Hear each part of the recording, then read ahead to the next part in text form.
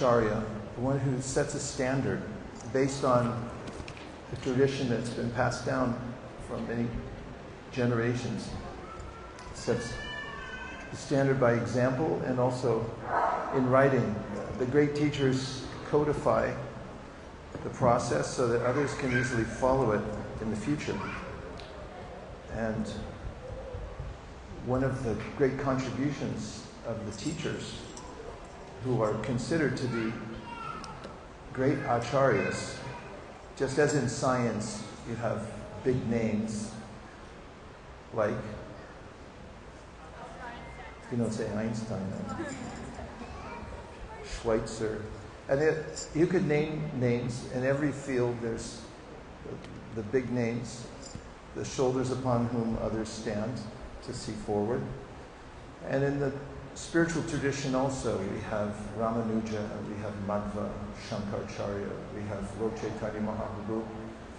In the present day, our Acharya, who's in the Madhva Gaudiya Sampradaya, Brahma Madhva Gaudiya Sampradaya, that's a mouthful, but it's the tradition passed down originally from Krishna, who's said to be the Adi Purusha, the origin of all.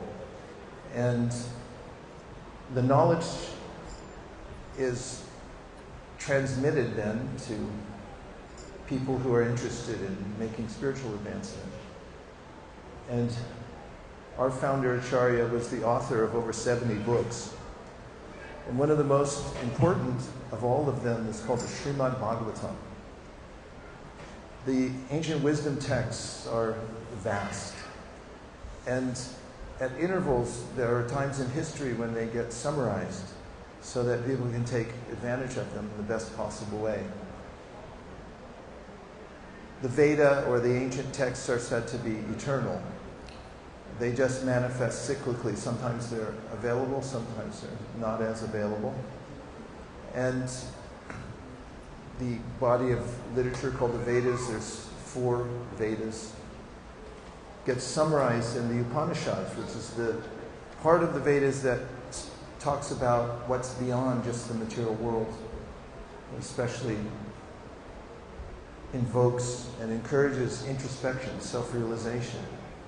And all of those Upanishads get summarized in a book called the Brahma Sutras, which are spiritual codes to be unpacked. And they are unpacked by great teachers and acharyas.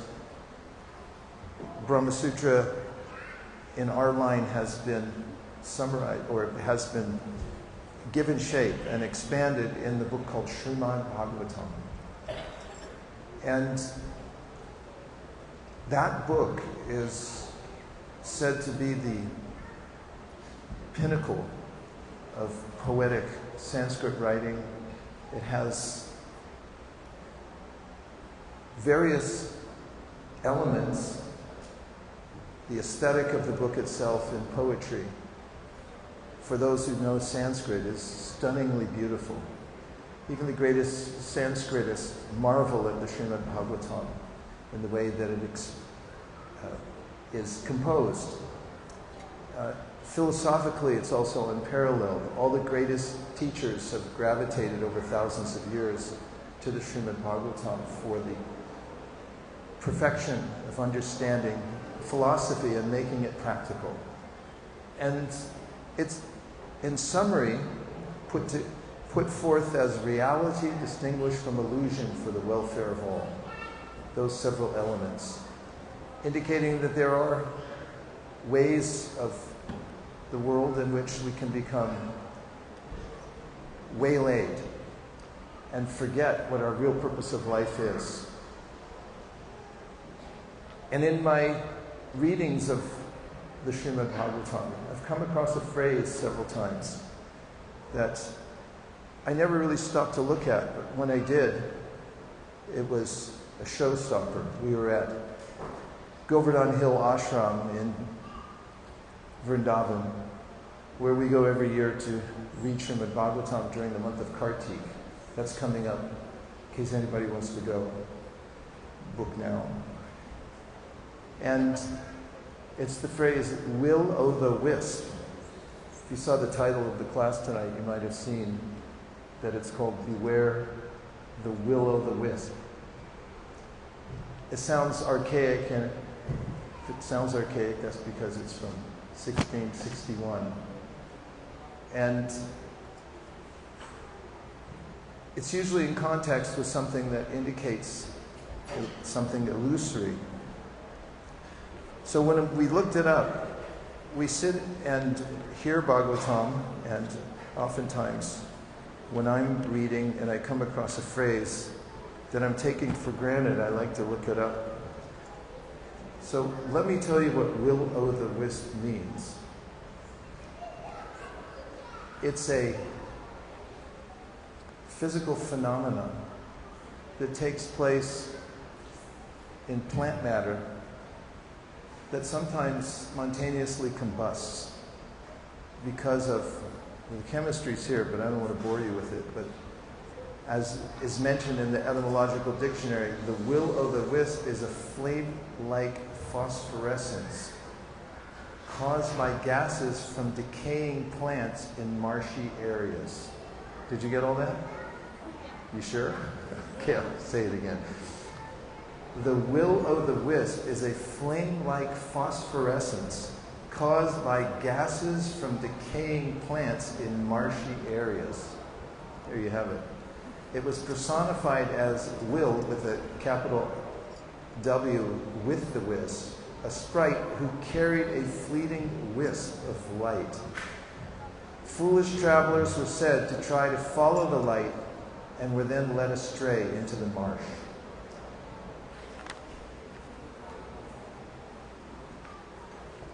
The basic level is that in a pile of organic matter, sometimes due to a combination of chemicals, there's a little light that comes out.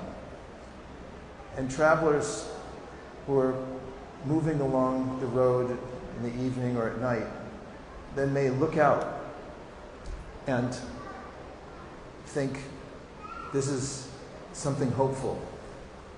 You see a light in the darkness and think, oh, somebody must be home. There must be something going on over there, and they'll gravitate in that direction. But the problem is, these flames generally come from marshy areas. So the traveler then would gravitate towards the light, and when he or she gets there, finds themselves steeped in mud and sludge and waylaid. This was taken further. As it's mentioned here, there were personifications of this in plays and poems and so forth, in which there was a sprite, which means like a ghost or something like that, that would create a flame and then would lead travelers astray. And in some of the dramas, what would happen was that the light would be flickering and the travelers would follow it, and the sprite would induce them to follow it. Is it up on the screen now? That's pretty good if it is.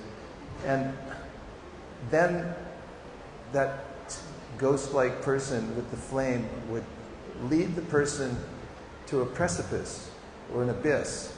They'd be at the edge of it. And then the light would go out. Sorry to scare anybody. I know it's a family show tonight. And then one is lost in darkness.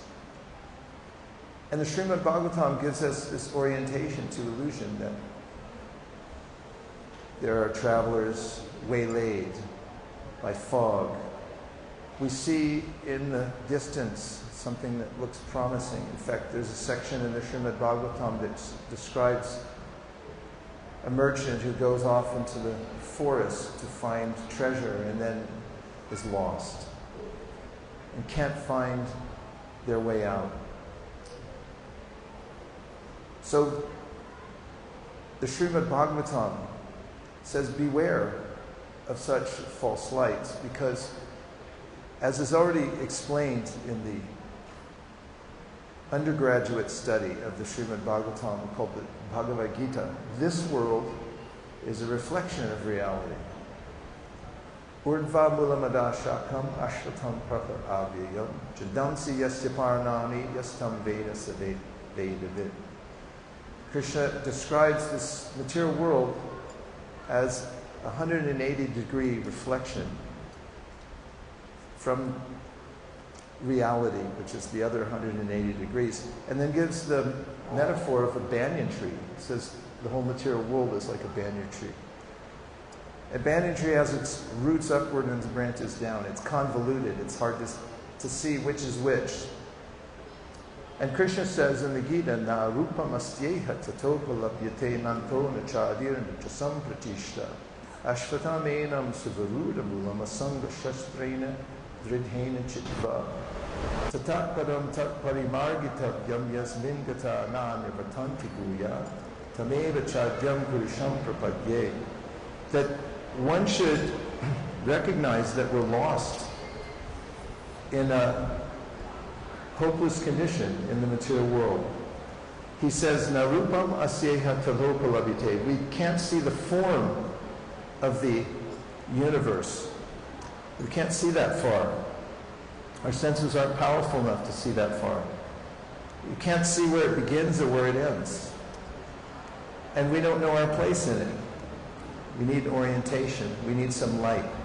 So in a sense, just as the traveler has been seduced by the light and has followed it and found themselves at a precipice and then is in darkness. It's a frightening condition of life. And therefore, Bhagavatam also says, no wonder you're afraid, you're lost. Have you ever been lost before? Was it when you were a kid or as an adult? Adult, both? I mean, kids get lost easily at fairs and people are always announcing, we have your kid.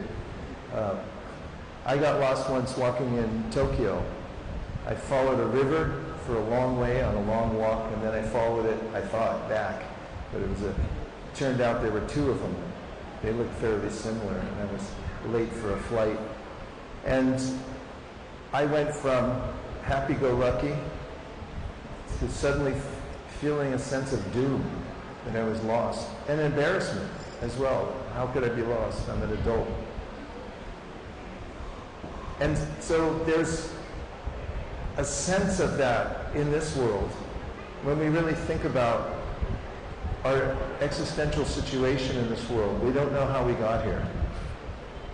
We're not sure when we're going to be asked to leave, although if we think about it much, it's a little bit unsettling because it seems like one way or another it's going to be unceremonious when we are asked to vacate. And we're not even sure what's going to happen from moment to moment. So the Bhagavatam then says, find your bearings. Srimad Bhagavatam, it's called Krishna Swadamo Bhagate Dharmaganadi Visaha Kalonascha Dushamesha Gorar Norko Danodita. When you're that lost, you need the sun. And Bhagavatam says also that when you're in fog and you can't see, you need the sun to rise to burn off the fog. So the Srimad Bhagavatam, in the verse I just quoted, says that it's arisen as a light to orient us to not only where we are, but who we are and what our ultimate purpose of life is. And the verse invites us, just as the sprite might mislead us and say, here's the way, and then we end up lost, embarrassed, even in a treacherous and dangerous situation. So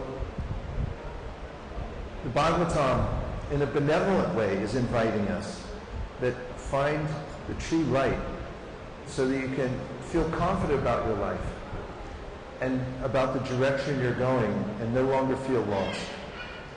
Reality distinguished from illusion for the welfare of all. I've been reading the Bhagavatam for some time, and my realization of the presentation of the Srimad Bhagavatam is that it gets me, in that it understands me. The colloquial saying, you really get me. Have you ever said that to somebody? Yes. Yeah, he really gets me. She really gets me. So in a similar way, when we read Srimad Bhagavatam, we have this, I'm saying we, I know other people that have similar experiences myself. We have this sense that Bhagavatam understands my existential, if I may be so bold, crisis. And also is compassionate about it. At the same time, it's very straightforward. My conclusion in reading Bhagavatam, at least one of them, is that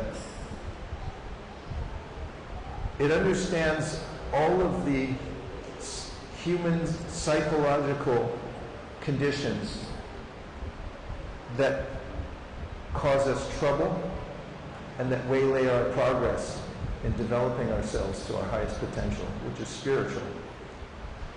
And then by presenting in categories of psychological maladies, it unlocks our potential.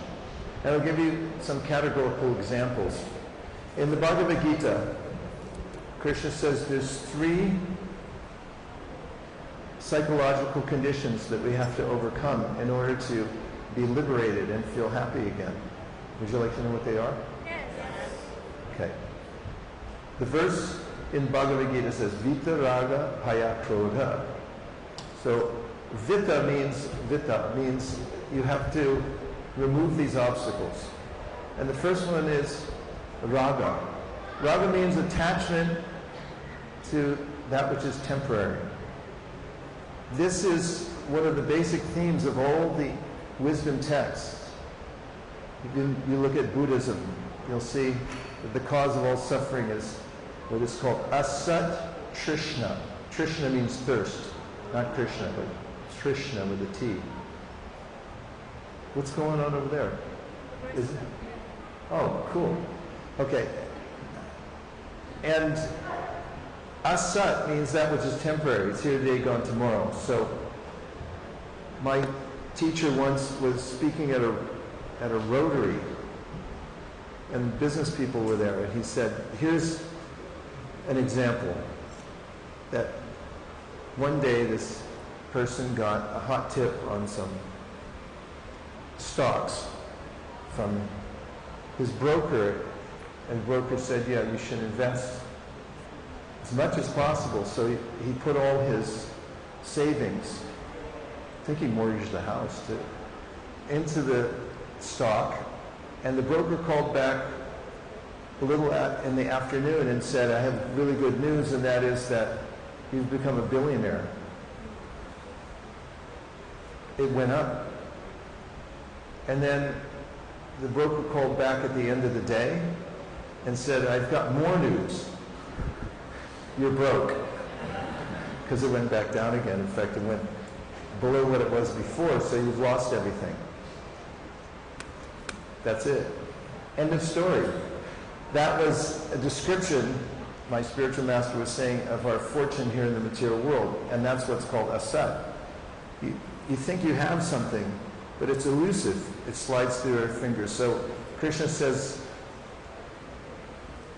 give up attachment, that intense attachment to those objects, relationships that are here today and gone tomorrow, because that's the cause of misery.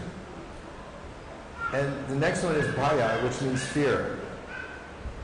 And that means that we become fearful of a description of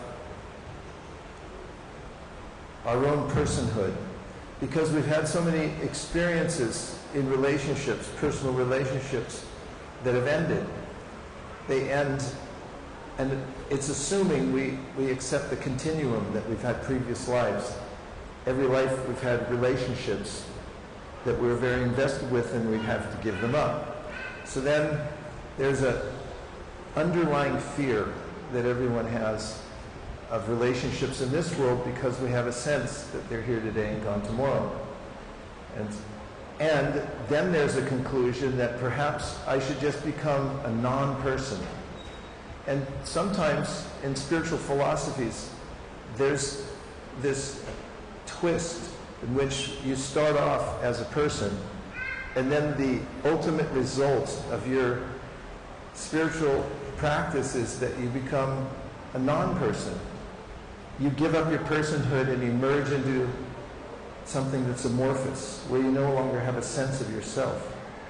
This could be very appealing, said my teacher once when he was describing this phenomena, because he said, sometimes when people are in a lot of pain, it seems better to just cease to exist at that time.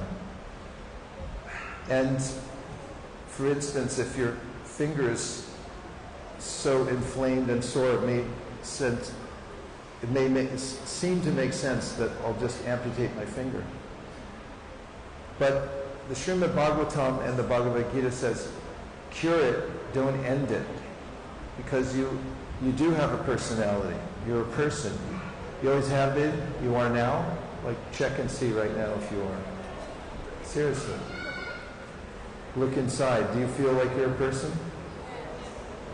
That's because you are, according to the Bhagavad Gita. And you will be tomorrow morning when you wake up. You'll be a person. And even when we leave this present body, which is inevitable because this body is just a shell, we'll also be a person. So we have to reconcile that. Krishna says we have to get back in touch with our real personhood. It's not our body. We're playing a role as a body. This body will be recycled at a certain time. Then the third is krodha. Krodha means I become angry because there's so many conflicting ideas about what to do and what's the truth and so many things. So then I say, well, nobody knows anything. This is a philosophy of frustration. So the Srimad Bhagavatam sorts all that out in its various chapters. It's strategically designed for us as human beings to go through and hear. And these three categories of misconception are, we're relieved of these misconceptions as we go through the Srimad Bhagavatam. Like a friend that takes us through various scenarios, that talks us down from our worst fears, that helps us when we've forgotten our way in life, and it shows us the way. Srimad Bhagavatam is the book that the great teachers of bhakti recommend you read every day. Before you greet the dawn, before you go out into the world, orient yourself to your real purpose in life. A story I heard today is about Alexander the Great. And just before he passed away, he had instructed his ministers who attended him how to conduct his funeral. It's a pretty macabre lecture tonight, isn't it?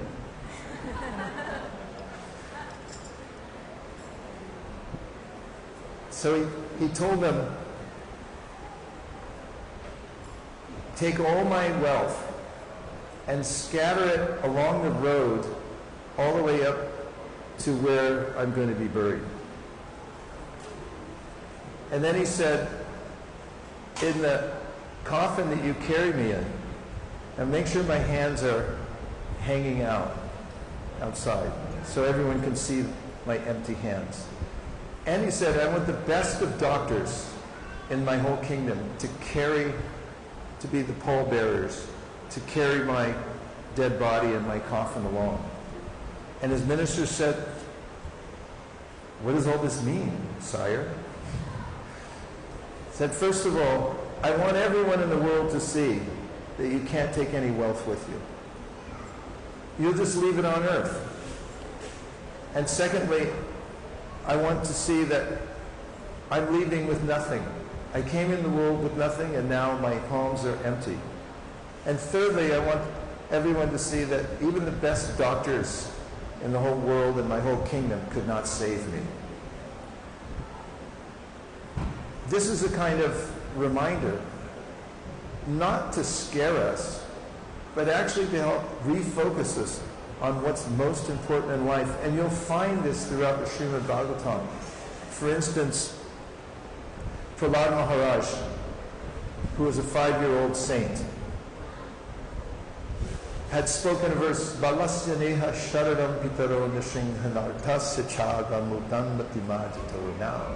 Tasya tat pratividirya ihanjasheshtas tavad vibo tanamutam tvarupekshitana. He said that parents can't really protect their children. A boat on the water can't protect a drowning person. And he said the best doctors in the world can't save us.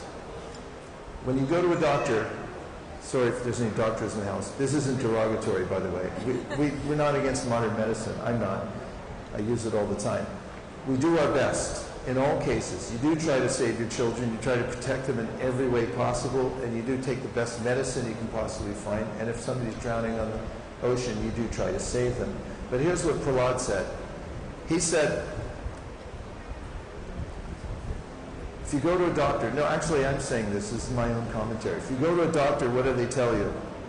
They say, we'll do our best. That's all they can say, right? And I had a procedure done to my knee once, and I went in and I had to sign 7 sheets. And basically what they said was, if we kill you accidentally or for any reason, don't mind. And then we have the Titanic. I mean, it's perfectly matched, although it happened way after the time of the Bhagavatam. It was the unsinkable ship that sank on its maiden voyage. And as parents, we do the best we can to take care of our children, but everybody knows there's no guarantee. So Bhagavatam divests us of the idea that we can actually find some shelter here in the material world, and advises us to give ourselves to the Supreme, Krishna, through the process of devotional service. One last example, although there are many, but this is one I especially like because it's so practical, and I think you'll like it too. And that is the story of Bali Maharaj in the Srimad Bhagavatam. This story about Bali the king, who meets an incarnation of Krishna, Vaman, who is, by the way, noted in many literatures to be one of the most charming of all of Krishna's incarnations. I mean, he's a tiny little Brahmin. Everything about him is intriguing and attractive, irresistible. And he approaches, at that time kings would give charity to Brahmins, and he came, a little dwarf Brahmin, to the king, and he begged 3 steps of land. And King Bali said, "Oh, come on. I'm the emperor. You don't come to the emperor and ask for 3 steps of land." And Vaman replied, "If I'm not satisfied with 3 steps of land, which is enough for me to lie down, sleep at night, all I need is little, then I wouldn't be satisfied even if you gave me 3 planets in your kingdom." So Bali said, "Okay, you could take the 3 steps." And Bali Maharaj's advisor, Shukracharya, said, "You just made a big legal error. That's not a Brahmin. That's God coming to take everything from you." And Bali then said, "Well, if that's who it is, then shouldn't I give it to him?" And this is where he left his guru, because his guru said, No. There's a clause that says until you pour water, the deal's not done. So it doesn't matter what you told him, even if you promised. We didn't sign the contract. And Bali for Bali, who was pure-hearted, actually, and a good soul, simple soul, he thought, this seems devious. I made a promise, I'm going to carry out, I don't care what the legal details are. And so he was forewarned, and he already knew that this little dwarf was going to take more than 3 steps of land. How much more, nobody could say, because who can predict what Krishna's going to do? So Bali Maharaj said, of course, take it. And Vamandeva expanded to the size of the universe, took everything from Bali, and then he had taken 2 steps, which he had asked for. I want 3 paces of land, which ended up encompassing everything. And then he said, I have a 3rd step, where should I put it? And Bali said, on my head. So this story, the reason I like it, is because it induced in my mind a doctrine to live by called, and I made this up, the doctrine of preemptive giving. And here's how it works. Hold on, don't start throwing checks up here yet. Whatever you have, close your eyes. Relax a little bit. No, really, close your eyes to hear this next part. Whatever you have right now, just imagine everything you have. I'm imagining you have a few things. One way or another, you're going to lose it. Time, government, cousins in need, etc., etc. So, if somebody takes it from you, you don't get any credit. Just like everyone else in this world who loses everything, and especially everything at the end. But if you give it to Krishna before it's taken, then you get eternal credit. You can open your eyes again. I just wanted you to see if they had any stuff. So it means Bali set the example. Give your life. Give your wealth. Give your breath. Give everything to Krishna. Because it's just going to be taken anyway. And Krishna says in the Bhagavad Gita, Neha Vikramana Shasti Pratyavayana Vidite Swalpama Yasidharmasya Traite Mahdovaya. Even if you give a tiny bit, he said, it's your greatest credit. What to speak of, you just say, I'll just give everything. How about that? You can sign it over. We'll have a booth outside.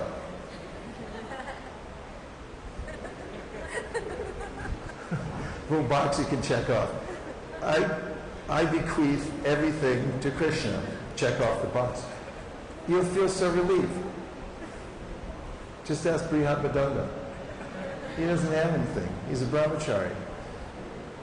And look at his smile. He dances. He's happy. Wakes up early in the morning. Sits and chants Krishna's name. There's not a worry in the world. So, I'm giving examples from the Srimad Bhagavatam, but it really is our friends. Bhagavatam loves us because Krishna loves us, and the Bhagavatam is Krishna. It's the greatest thing one can do to uplift one's spirit and life and overcome the obstacles of life by regularly reading Srimad Bhagavatam, and also give it to other people that have been transformed because they got the Bhagavatam. Somebody knocked on their door, and they opened the door, and there was somebody offering the Srimad Bhagavatam, and they reluctantly took it, but then ended up transforming their whole lives and their whole family's lives. So enough said. I'm a big fan of the Bhagavatam, as you can tell. I advocate for Srimad Bhagavatam. It's on earth, it's available, you should get it. And also give it. If somebody has a wedding, don't give them a toaster. Don't give them not even a, what are those little ovens called? Easy bake oven or something? Don't give them that junk. You just have to recycle it anyway. Huh? They already have one. And besides, they're not going to like the one you give them anyway. I guarantee you, they're going to re-gift it. Don't give them that. Please. Give them Srimad Bhagavatam. They'll go, wait, what? And then they're going to say, well, you changed my life. This movement was started with Srimad Bhagavatam. My spiritual master brought it with him on a boat. He came penniless, but he brought the Bhagavatam. He went to great pains to make sure it got out to the world. So that's the great treasure. It's not the brick and mortar here that we come to relish. It's the wisdom that changes our life. And that's all in the Srimad Bhagavatam. So please don't stampede, but afterwards, I welcome you. In fact, I'm urging you, it sounds like, that you should take the Bhagavatam, and if you say I already have one, then just figure out how many rooms you have in your house. And if you want better feng shui or vastu, then put one in every room. And then you'll never feel alone, because Krishna will be there with you in the Srimad Bhagavatam. Thank you very much, everyone, for coming.